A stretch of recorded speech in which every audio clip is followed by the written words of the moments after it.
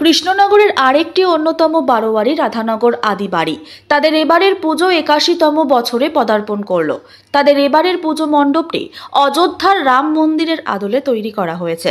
তাদের পুজোয় রয়েছে একটি বিশেষত্ব, তাদের পুজোয় মাকে ১০৮ রকমের ভোগ প্রদান করা হয়।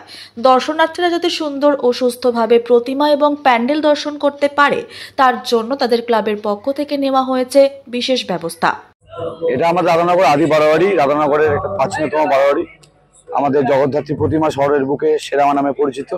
এবছর আমাদের থিম অযোধ্যার রাম মন্দির, সেই আদলে তৈরি হয়েছে এবং সাথে লাইট শো থাকছে। এবং এটা কৃষ্ণনগরে প্রথম এবছর আমরা আয়োজন করতে পেরেছি অ্যানিমেশন লেজার শো, যেটা আজকে সন্ধ্যার পর থেকে আমাদের দর্শক উপলব্ধি করতে পারবে বা দেখতে পারবে।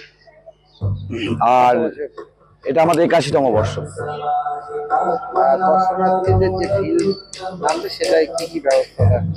আমাদের ৩০টা ভলেন্টিয়ার থাকবে এবং কিছু বয়স্ক প্রবীণ সদস্য আমাদের রয়েছে যারা একদম ফ্রন্টের গেটের মুখটাই থাকবে।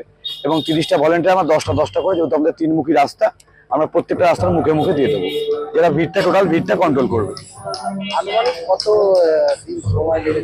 ১ মাসের অধিক সময় লেগেছে আমাদের এই প্যান্ডেলটি নির্মাণ। আমাদের এবারের বাজেট প্রায় ১৬ লক্ষ টাকা। নদিয়া থেকে রজত সেনের রিপোর্ট, চ্যানেল 24/7।